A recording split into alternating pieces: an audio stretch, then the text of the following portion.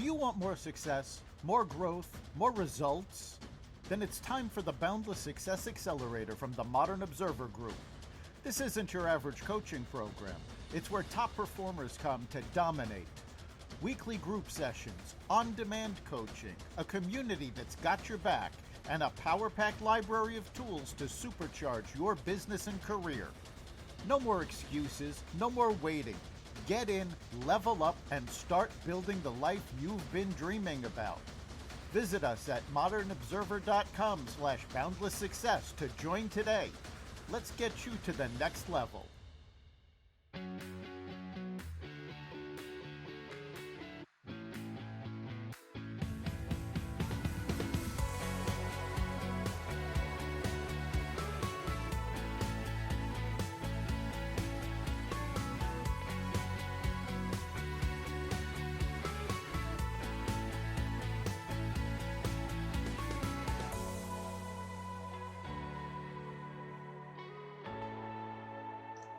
Hey everybody, welcome back to the Happily Never After show. I'm your host, Kate Mollison, and here we talk about turning the page after spousal loss.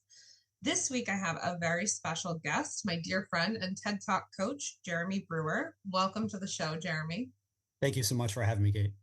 So Jeremy is a law enforcement officer, or former law enforcement officer, the way I understand it. Why don't you tell the listeners a little bit about your background? Sure. Thank you again. So for 27 years, I was a first responder. I started out in the mid 90s as an EMT, actually working professionally for an ambulance service. And then shortly after 9/11, I got hired on the police department, happily served for a little over 21 years and has since retired. And now I'm doing risk control services, kind of in that same area of public entities. But that's a little less hands-on, right? Oh, yes. Oh, yes. You get to sit behind a desk for that one. So I'm so glad that you're here because you have a wealth of knowledge. And I really want to give the listeners some tips and some insight on what it's like in those instances when a spouse is lost and law enforcement has to be involved. I'm sure you've come across that at least once in your career. Would you be willing to share an experience with us? Absolutely. Yeah, so let's talk about it. Tell me, did you have to deliver that news?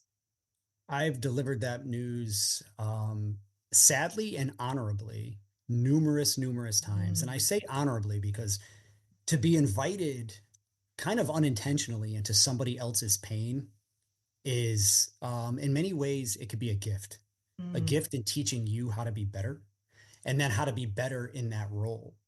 You know, when I started out in my ambulance career, I was very young. I was 21 years old. And here I am as a 21-year-old person, you know, in rooms with family members of someone who has just died or has watched me work on a loved one as they died. And that's a lot for a young person, if you think about it. I mean, like they usually say from your, what is it, the frontal cortex of your brain doesn't truly, you know, mature until 25. But yet, you know, here you are at 20, 21, 22 years old, and you're in these moments and, you know, really they teach you so much. So I can break it down. Still a kid, you know, in some facts, or, you know, you're still a kid. And I always say it was a blessing and a curse to be in that type of environment, because it's a blessing in that it's a masterclass in humanity. And it's a curse in that you never forget stuff. Yeah. You never forget stuff. We talk about that vicarious trauma piece, and that is such a big issue with law enforcement, with fire, with EMS, with corrections officers, with all those things, because even if it didn't happen to you, you were there. And to take on that pain and to, you know, well, there's guilt, I'm sure, too, like especially as an EMS worker, if you're unable to revive the person, there's an obligation of responsibility, I'm sure. Absolutely. And the visual thing for me, I know you have shared many times your experience with your own loss, you know, to have that equipment, whether it's CPR machines, whether it's intubating somebody, whether it's starting an IV, just the smells of the alcohol swabs, all those different things in a traumatic moment, just stay with people. And I'll Smell touch is a very strong trauma trigger. Yeah. It is. And this is one of the reasons why, and I'll dive into this deeper as we move on, but this was one of the reasons why I never wore cologne if I knew I was going to make a death notification, Oh, wow. right? Because if That's I really walk, smart. yeah, you walk into somebody's house wearing a specific cologne and deliver bad news. How Now did all of you a come sudden up they're in a with that? That shopping just mall. dawned on you Oh, one day? uh, Wow. it came. So here's something kind of funny. I had a girlfriend years ago who completely broke my heart, right? Hmm. But she had this perfume that was kind of unique. I mean, it was really unique. I couldn't even tell you the name of it, but it was super unique. Okay. And I went like maybe 2 years without smelling it. And all of a sudden I walked by somebody in a shopping mall. Mm. And again, that smell And trigger it brought me right back to that. It was instantaneously. like, oh, I loved her. Oh, Oh no. right. So I know like this is a little bit lighthearted, but I never wanted to be that person who anytime, because I try to smell unique. I try not to wear the same colognes everybody wears, right?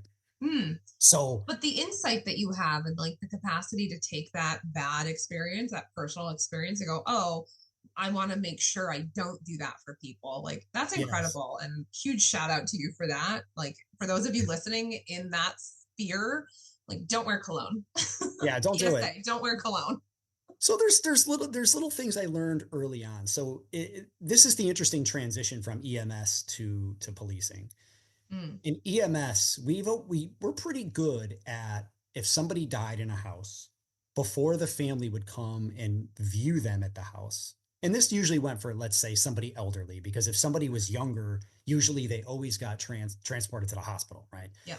But if you had somebody, maybe 75 to older in their house and they died in their sleep, what we used to do is we would adjust the person in a Mm. bed with a pillow under them. We'd bring It the looks a little bit blankets more up natural, like they and were we would make it, sleeping. it didn't matter how they died, as long as it wasn't, let's say, suspicious or the police were going to, get involved. Right, right, right. But if it was just somebody passed away, it didn't matter what position they were in, we repositioned them. That way the family would come in and remember, kind of how Wow. they were. That doesn't get translated to law enforcement. So I Is that started, best practice or is that just something that your particular team did? honestly, it's just what we did. Hmm. And It's such a this goes back to beautiful mentorship. way to create intentional memories for families, like to reduce trauma. It's about trauma reduction. And the fact that you have the power and the capacity as these law enforcement entities, as these public servicers, you you can affect that. And I don't think I realized that, but my condition wasn't, preclusive to needing law enforcement in that capacity. But I think about suicide or murder or those types of things. There's already a level of trauma there when your Yeah, loved one passes away. How do we, within the parameters of the law, of course, right. do trauma reduction at a scene? And you have to, so this goes back to the importance of mentorship, the Mm, importance of leadership, right? When I was younger, I had older people that taught me this stuff. I didn't just wake up organically one day. I mean, there is a certain level to your personality that has that sure. level of humanity, but I remember, people that were in the business a while going, hang on a second, let's pump the brakes before the family comes in. Let's do A, B, and C. So it was And learned behaviors, then passed down, absolutely. grandfathered, kind of. So I brought that into where I was working as a police officer when I would have a situation where, again, it wasn't, death investigation stuff. It was more Mm, somebody passed away and the family was going to be there. If so, let me give you an example. And this goes back to and I had hundreds of these cases, but this is mm, the one that kind of comes back to me.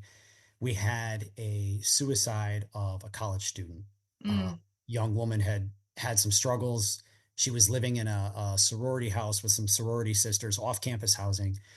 And one day she went down into the basement and she sadly took her life by hanging herself in the mm. basement.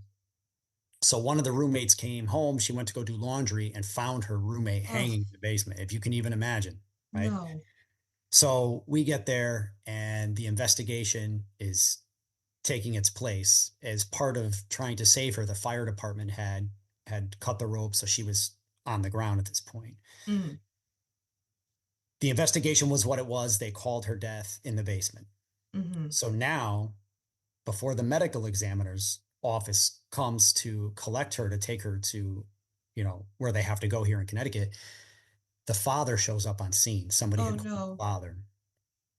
And I remember very vividly, the father was like, no, this is my daughter and I'm going to see her. I don't care. I don't want to hear a crime scene. I don't want, and that's the thing about it. People don't want to hear about policy and procedure. They don't. Right. And like, that's the biggest piece where we in law enforcement and I'll give you a nursing case in a second, but like as medical professionals, as police officers, as firemen, this is oftentimes what I call transactional.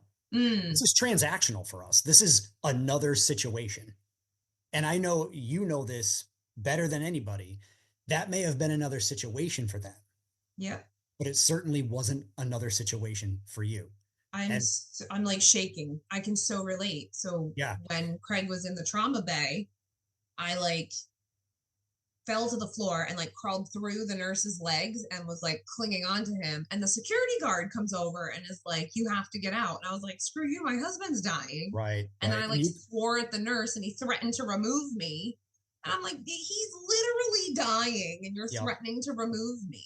And It's just it's that lack those, of awareness to what's going on. I was yeah. just another obstinate, And insubordinate problem. we get complacent in that. And that's one of the things from a training perspective. This is what got me into training back in like 2017, because I was like, everybody's missing the human factor. They're missing the Mm, soft skills, which is actually what was giving everybody a bad reputation. Really, it was the soft skills, but that's a whole nother conversation. So the father gets to the door and he's basically trying to muscle his way into this basement. mm, So I said to him, and the funny thing was, I was a lowly cop. I wasn't the sergeant. I wasn't the chief. I wasn't the person. I was just like, right? I'm the boots on the yeah. ground guy. Oh, wait, you can Mm, always count on your boots on the ground people. So true I, story. I, I go to the guy and I said, can you give me 5 minutes? That's all I'm asking is for 5 minutes, because I knew in 5 minutes I can make that scene look a hell of a lot better than what he's about to walk into. Mm. And So he we was went up. receptive to it. So I went to the uppers on scene, the lieutenant, stuff like that. And they knew how I rolled. They knew who I did Sure. things. And I said, it's funny because I called my lieutenant by his first name, which usually we don't do You that don't stuff do. in a professional environment. But I remember I said to him, I said, Tim, can I grab her pillow and her blanket from her bed? Because the rope was so embedded in her neck. And that was part of the Mm, investigation from the ME's office. I didn't want the dad to see that. yeah. So what we did was we put her pillow, we got her comforter, and we made it look like she had just fallen asleep on the basement floor. Mm, And we covered up everything. wow. So one of the things I would share with people is you, at least for some people, they don't want to be surprised. In your situation, you were very surprised, So right? surprised. Nobody prepared you for what you were going to see. 100%. And I remember I said to this dad, I forget his first name now. Surprisingly, I forget his first name. Um, I said to him, we're going to take you down. We're going to go down slow. And I walked him through. I said, we're going to get to the bottom of the stairs. You're going to take a right. You're going to see Right. her. Kept him grounded. Yep. I Kept said, him you're going to present. see her on the ground. I said, we do have her pillow and her blanket. She looks as though she's sleeping, but just be prepared that when you take that right, that's what you're going to see. That's And awesome. yeah, and It's such a different experience than just being like raced down a hallway to just bam assaulted with and it's a funny. cacophony of people doing all the things. And when the first time you shared that story with me in the coffee shop, and the first time I read it, I remember thinking that exact thing. Like, nobody said to you, this is what Not a time. word. And I don't And the know if you social just, worker who was at the hospital was very obviously green. So like I got it to the emergency room and I arrived before Craig did. And then because obviously I'm in a kerfuffle, they put me in yeah, a closet to make me be quiet and not distract other people. That should yeah. have been my first clue that something was wrong. Oh, you could probably look back on that thing all Oh my day. God, when you remove the person from public, something's wrong. Like if you have to put them in another room, something's wrong. Yeah. So we do that. So, And the social worker comes in and she was like, is there anybody you want me to call? It's going to be okay. And then she's like asking me questions. And I'm like, lady, no, go away. Like, I'm sorry, are you married? No. Do you have children? No. Then respectfully, get out. Like, and I showed her the door because it was just hurtful, not helpful. Yeah. And I Hurtful, can not remember, helpful. so And it so is, the dad, oh my God. oh yeah. And then there's things you don't imagine. So like this is a sorority house, okay? So it was like a ranch. But anyway, I have to ask, so do you think, playing devil's advocate, for some people to go to that extreme of altering what happened, the truth, in that mhm. first impression, do you think that there's ever a possibility for people to react negatively to that? Oh yeah. Oh, and Have they? yes. Have you experienced that? Oh, 100%. And this case kind of goes there. Okay. So this is one of those things where, again, when you do certain stuff, you're always kind of taking a little bit of a chance. But can't we be honest with ourselves and say, with grief and with trauma, you're always taking a chance. You're Mm. always taking a chance because you can think you're ready for information. You could think you're prepared to see what you're about to see. And even if somebody told you the situation with Craig, until you see it for yourself, you're Yeah. like, you might. So it's always Yeah. hard to say. Sure. So the dad walks into this house, and before he even goes downstairs, I see his eyes looking everywhere around the living room. And of course, there's beer cans, there's bongs, I mean, Mm. just he's already doing the math of the sorority house. You know what I mean? So you're Yeah. kind of like, ooh, did I miss it with that? But so I specifically said to him before we walked down to the basement, I said, I'm begging you. As I remember, I said, I'm begging you. Yeah. I said, I'm begging you to understand this is technically a crime scene. I said, so you can't touch her. Mm. You can't move her. Like it's still, and he was like, okay. Right. And I'm like, okay. So we get to the bottom of the Okay. stairs. We get to the bottom of the stairs. He takes the right. Mm. And listen, this is like almost like This is palpable. I Like, haven't relived this in a really long time. So he so she has like a full name. Like I'm just gonna make one up. Like someone's name is Rebecca, yeah. right? He does that dad thing that he calls her by her like name Mm. that he calls her, right? Mm. It's like Beck, it's like whatever. I'm just making up a Oh name, right? my God. He calls That her like by family pet name. he calls her by the family pet name and he throws himself on top. His entire Oh. body, he throws himself on top of her body. And Mm. I Poor man. I listen, I lost it. Of like the six people that were down there wasn't a dry eye. I'm And that sure. Like, how do you handle that? Do you just like weep openly? Is that a like turn and there's dust in my eye? here's Like, what I've what's learned. protocol for that scene? There isn't, Oh my but I'll tell you God. this. I have found that people appreciate the emotion. I Like, what have do you guys found do afterwards? Like, once he's gone, once the body's gone, is there a like, there's got to be a debriefing for you guys? Oh, you would think there would be. So There's let's go. not. Barely ever. So let's go back to that moment though. Wow. So he throws himself and he starts calling her the pet name. I literally, I literally couldn't breathe. Mm. You know that feeling? Like I know Yep. you know that feeling, but you were in it. Just But I that mean, like quickening of your breath. Yep. that, and right away, again, you talk about trauma triggers. At that time, I think my oldest daughter was 2. Ooh. Right? It was my only child. I think my wife was pregnant with my son, and my daughter was like 2.5 or something. Holy moly. And I remember like he's calling her the pet name, and I know I have a And you pet know name. your pet name and immediately like, I couldn't even breathe. I was nauseated. I was like, this is so bad. He's so, he's, of course, he's screaming at her. and Why? he's Why? heaving and I can, Oh, it's, ugh. oh, man. But here's what I will say. Everybody was great. Like even, upper management on scene, Mm. that was almost like these guys looked at me. So they look at me and I just got like, it's streaming down the cheek. Mm. I'm just like shaking my head. Just let it roll. After he said what he had to say, he went outside to have a cigarette. Mm-hmm. And I'll never forget, and you know me, I'm not a profanity guy, but I got to go there.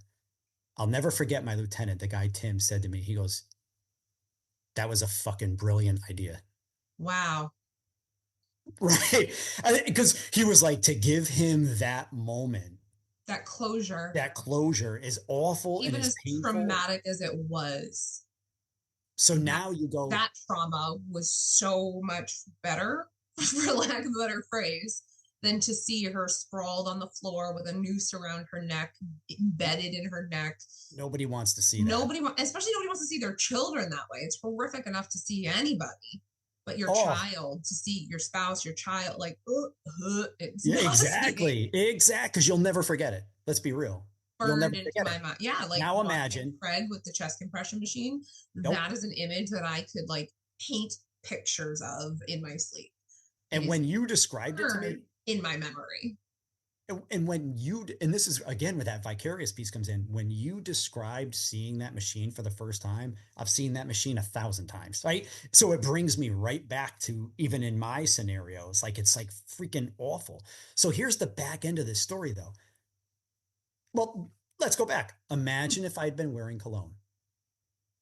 Oh, I'm I just those little moments, right? yeah. So we get to the end. We get to the end, and the father's outside having a smoke, and now we're waiting for the medical examiner to come body bag the whole 9 yards. Yep. And now the dad and I are just talking like two dads, like two guys.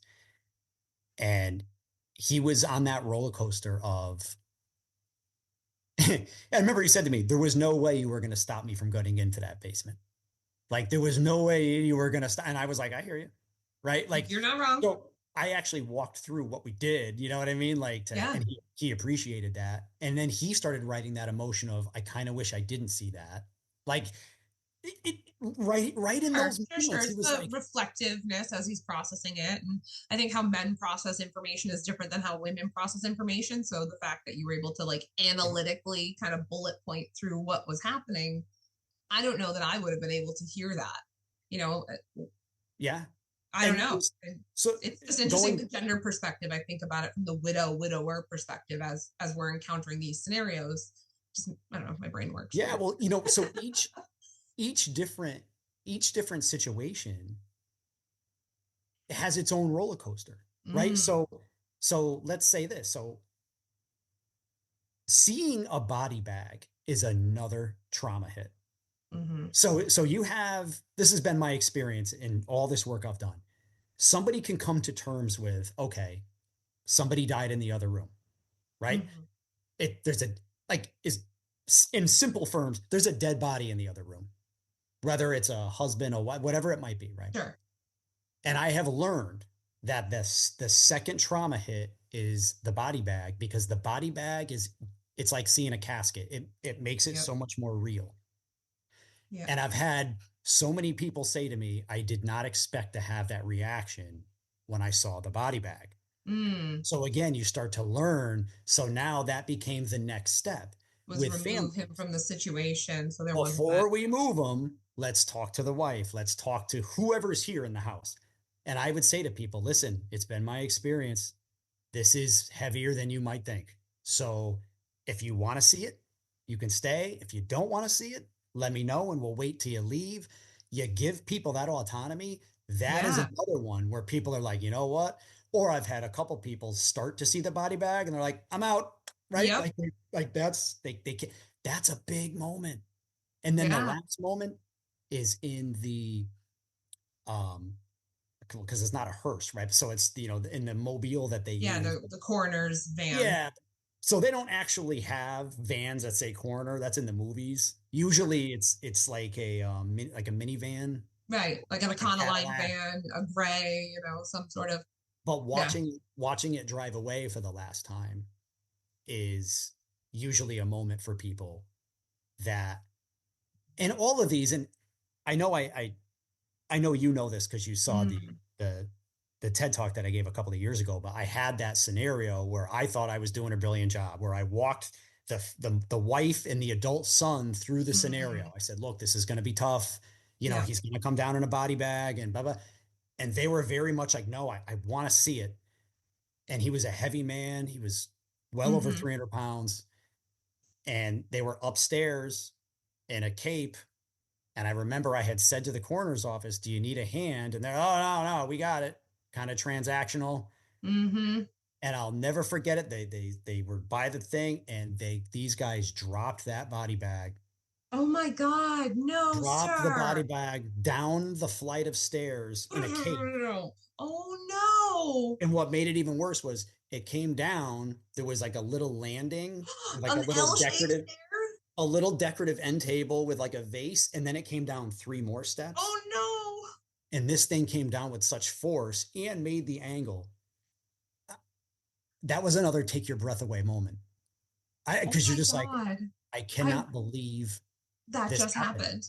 happened. And somebody, I'm not going to lie to you, somebody busted out laughing. Somebody busted out laughing because it was such a reaction of like, I cannot That's like believe a it. Weekend at Bernie's situation. Like, But you know what happens? Somebody else starts laughing, right? So I'm like, I'm almost fighting it myself. And because you don't know, like, yeah, you don't want to be that guy. it was so bad. It was so bad. I mean, Oh just my everything God. about that call was so bad, you know. And you go back to what people remember. I'll never forget the wife was so traumatized and upset because this wasn't a guy that had any medical issues. This was a guy Mm, that he actually was watching Sports Center with his son.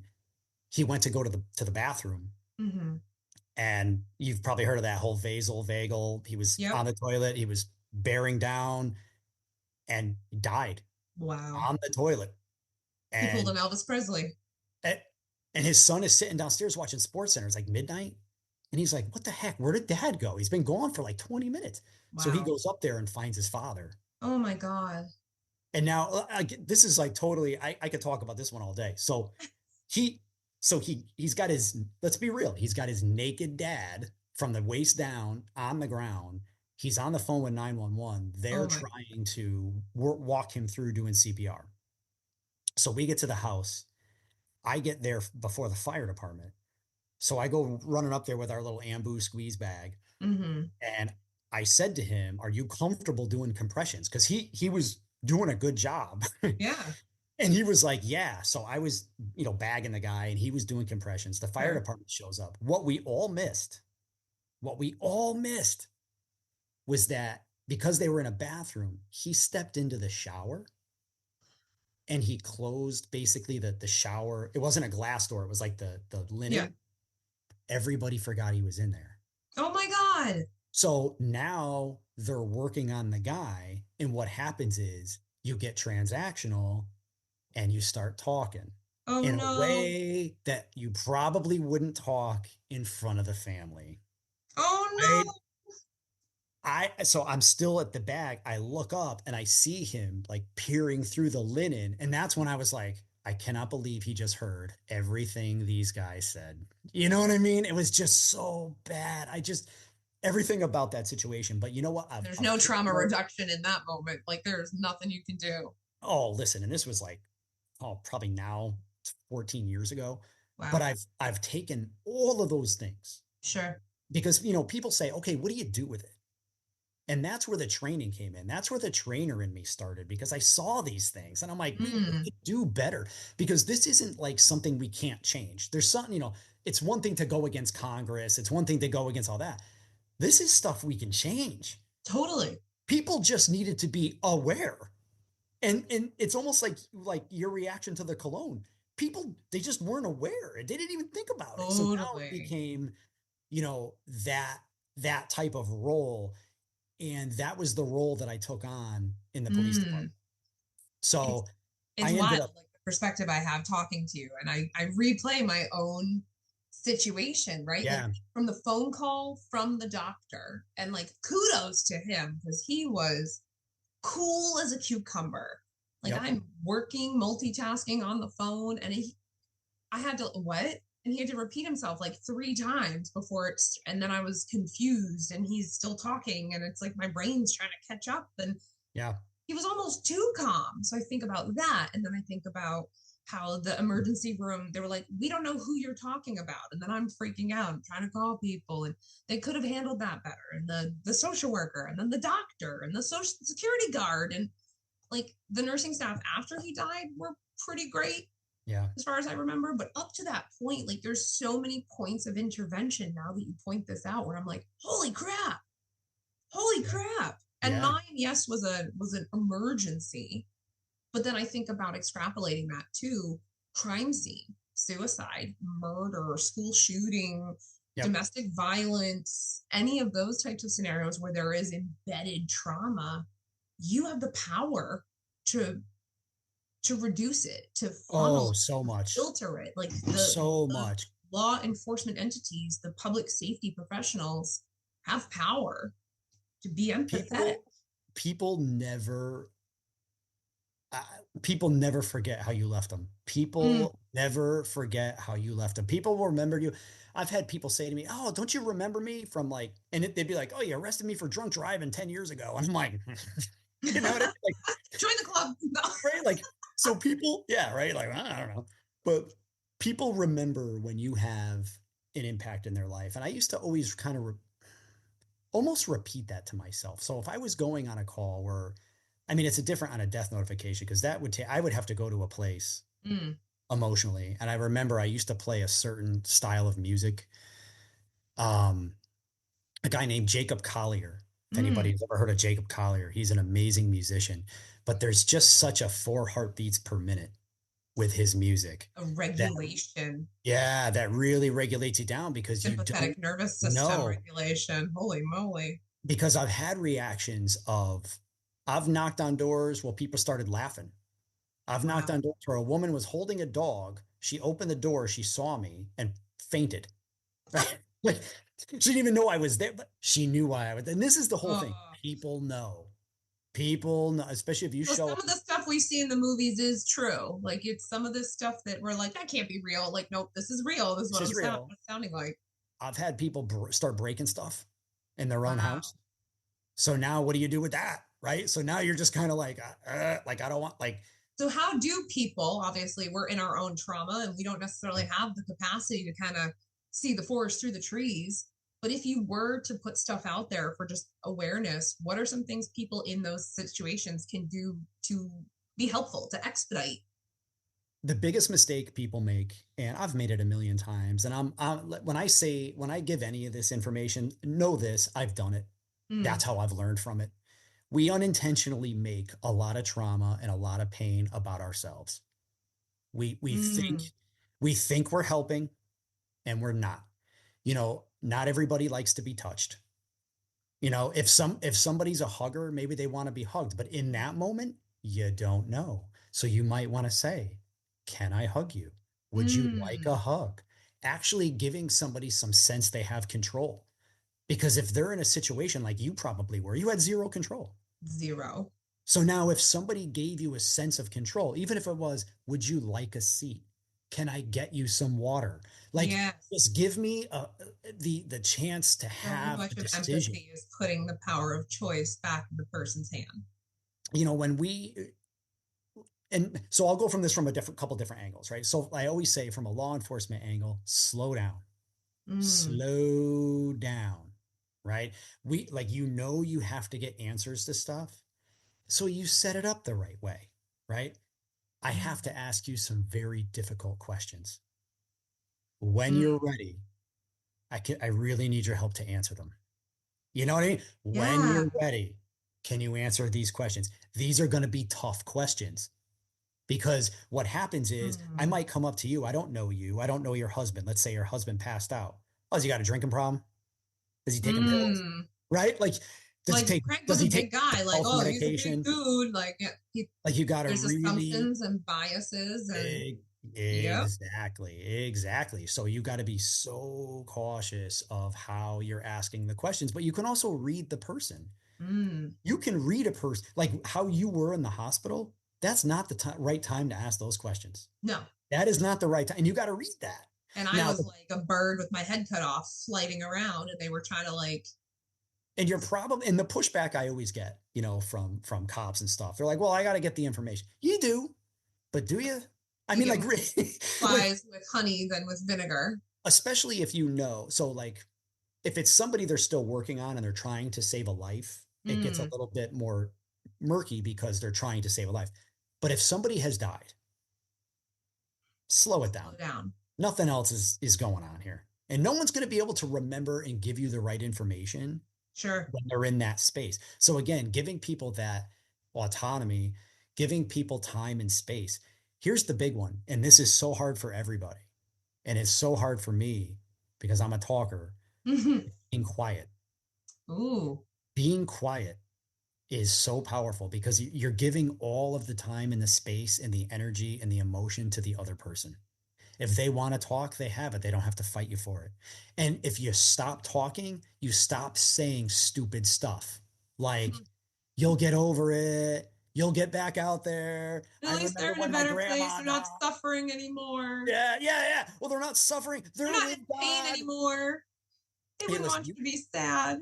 you could be as spiritual as you could be, right? Like, I'm not saying I'm not, but to tell somebody they're with God when frankly you don't know, I mean, maybe spiritually you believe that, and Great. It's not your place to, especially it's not not in your that place. setting. Like And read the most room. people, honest to God, most people, and I'm sure you've experienced this in your own life, they're just trying to be nice. So there's Sure. not like an ill will. There's not like any But in kind of, that moment, as the griever, I will say every single time someone started a sentence with at least, I had to physically fight the urge to throat punch them. yep, yep. Like, So don't ever start a sentence with at least. so if you're a family member, if you're a friend, just sitting with someone, Mm, maybe mirroring, if you're sitting across from them, mirroring the body language, how they're sitting, and just being quiet and fully present. Being mm. quiet and fully present means you're not on your phone, right? Your Ah, phone is away. You're there maybe with your hands clasped, with your head down, and you're just listening. And the big mistake people make is, well, let me know if there's anything I can do. oh, How about just do it? How about right. just go to the kitchen, get a glass of water, or if you know someone's a tea drinker, just make a glass of tea, One bring of it the to the best things person. you can do. And it's one Just, of my favorite things that happened after Craig died was I called a neighbor and she, we hung up and the next thing you know, within the hour, she's at my house with yep, like plastic silverware, plastic cups, paper plates, and like 4 large pizzas. She's like, don't worry about dinner. Kids are fed. Like, what do you need? Here we go. And she sat with me. She yep. just anticipated that we weren't going to want to wash dishes and anticipated that it was like Yes. 3:30 in the afternoon and I was in no place to even think about what I was going to feed the kids for dinner. It, like it was still a Tuesday, it was still a school night, it was still a Yep. rhythm for the kids. And she just swooped right in and took place where I couldn't. So that's great advice. When I What do was, we do as the victim, for lack of a better word, to help law enforcement in these instances, whether it be the family or the support person or yeah. spouse or whatever? How do we help So get let me just follow up on one thing about yeah. food because I learned something interesting about food from our high school's principal. Mm, So in 1 year, we lost 5 students mm. at our high school for all different. One was murdered, one drowned. I mean, just bad, right? My God. She was masterful at this as a mom. And because she had been a principal for a while, she didn't ask. She just brought food, which I thought was great. But she brought individually wrapped sandwiches so they could store them in the fridge because if Oh, somebody brings pizzas, it's going to go bad. It's hard to store. If smart. somebody brings sushi, you know what I mean? Like it's a little bit tough, right? But if you bring individually wrapped sandwiches, it might last a little longer, whether you freeze them Great or put them in piece. a cooler. So something along those lines The instead other of a thing I huge sheet of learned to pasta. do, Because right, how yeah, many people they do the casserole, it's hard to store, and then you have to. So that was the whole thing about the sandwiches. I love that. One of the other things that we did, I think it was like a couple days in, was someone ordered us Chipotle catering. And so Yeah. it's all your meat in one container, all your cheese and so like it's all self-served and you could pick at it and eat as much as you want. And it was kind of like filling covered all the boxes and self-contained. So that's another great suggestion. So Um, as we'll call it the victim, yeah. as the person who's on your side of this. Couple things I would say. Try to understand that we don't know any better. Mm, Try to understand that we're trying. Even if it doesn't come across that way, like most people are trying, most people are massively uncomfortable in pain, mm, massively uncomfortable in pain. And I've had coworkers over the years that say, I don't know how you can stand to be in that house a second longer than you have to because wow. it makes people uncomfortable. Advice I would give is let them know you need to do something at your pace. I'm trying, Mm. like, I want to help you. I need time to process this. What's the most important thing you need right now? Oh, Right? I Like, love that. so if you were to give, If I I had a might little clarity in a what little bit of information clarity. was sourced, I might have been able to like filter information. Right. And I it's love so that. if you said to me, I'm in so much pain right now, I can't even think. Okay.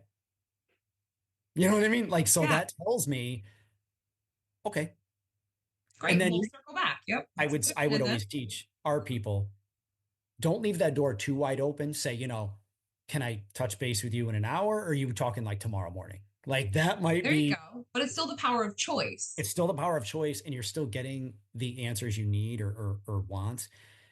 Um, you know, it's just tough because people are always going to, because they get transactional. Mm, And I think that's the thing. Understand it's not personal. That's the thing. right. It's Which is not, a it's hard not thing to personal. hear because for us it's very personal. Oh yeah. So it's a weird juxtaposition to be in that it's not personal because you're just doing your job, you're not taught any better. It's a learned behavior and awareness thing, but it's so personal and it feels instinctual. For at least for me it did. It felt I was like, why? Common Right. sense, right? So And then sometimes, so I like where you're going because sometimes bringing your reality back to me is smart. So mm, if you were to say to me, I know you see this stuff every day, but this is different for me.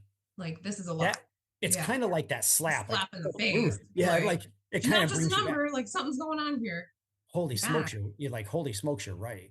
You know Well, what I I'm mean? sure it has to be to a certain level of like cognitive protection that your brain just like Right. filters it down and shuts it down and makes the emotion out of it, And to be honest with you, Kate, this is a tough conversation to have because it Mm, almost is like, like the victim shouldn't have to think this way, right? right. Right, like the victim shouldn't have to have a skill set to deal with us, right? But I'm glad It's a mutual awareness, right? Where like for those of us like me who are type A's and just need to get stuff done, it's going to be like, all right, let me do whatever I need to do to get the police the hell out of here because like, yeah.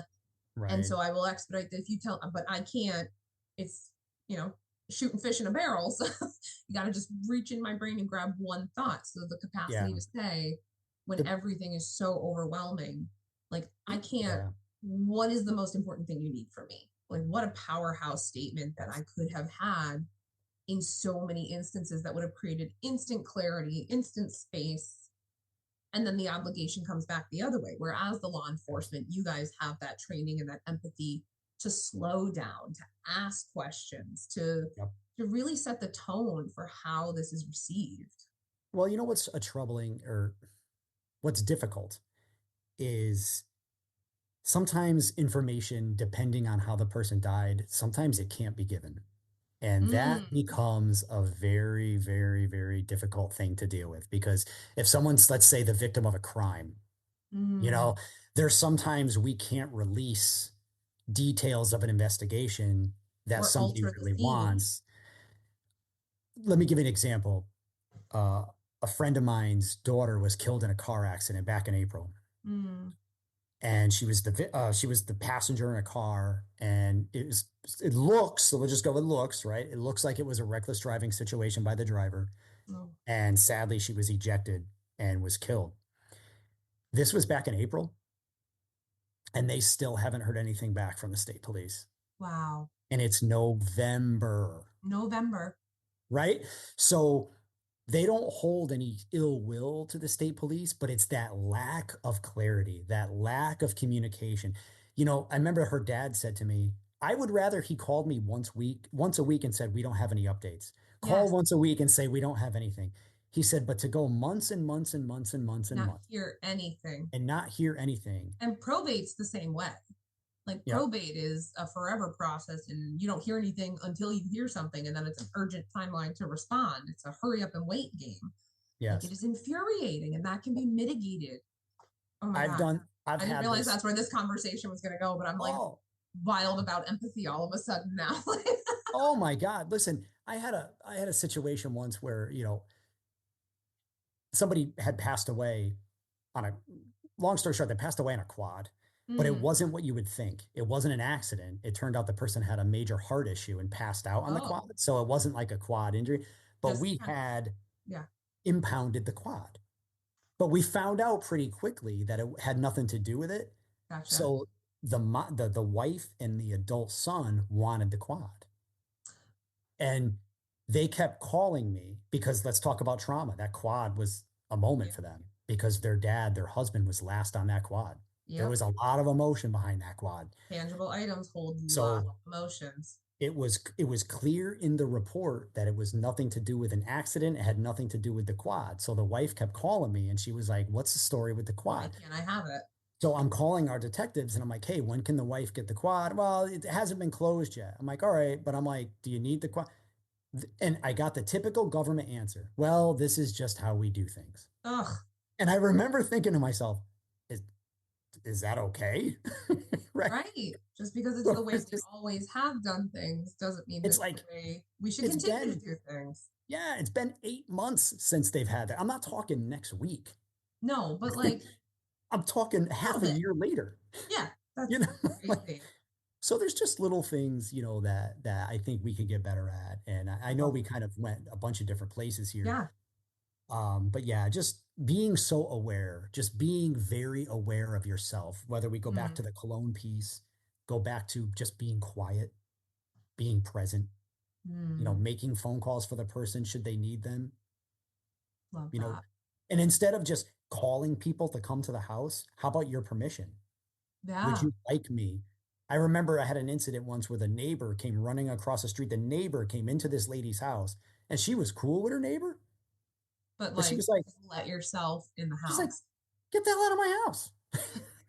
She's like, and she said it to the woman, like, "Why are you here?" You know, Like, get out, and the nosy. woman took it some kind of way. She was like, "Oh, right." The audacity to be offended. Oh yeah, That's so crazy. Well, just we are just about at the being, end of our time together, but I do want to give the listeners the opportunity to learn more about you and listen to your previous TED presentations or see some of your law enforcement training stuff that you do. Where can they find you? you can go to TED.com and /Jeremy Brewer, JeremyBrewer. You can go to TEDx Hartford for a talk, totally different talk that I gave for TEDx Hartford back in 2020. And I'm on LinkedIn and all those little fun places. All right, Jeremy, what a great conversation. And you've totally expanded my mind about that situation for viewers. So I hope that they took away some really important stuff. I know that I did. Thank you for having me. Great. Until next time, with grief and gratitude, I'm Kate Mollison. Thanks for listening. You've been listening to Happily Never After, part of the Ex-Vadio podcast network. You can catch every episode of Happily Never After, as well as the rest of the network at exvadio.com, the Apple Podcasts app, YouTube, Rumble, Spotify, iHeartRadio, Audible, Amazon Music, and wherever you find podcasts.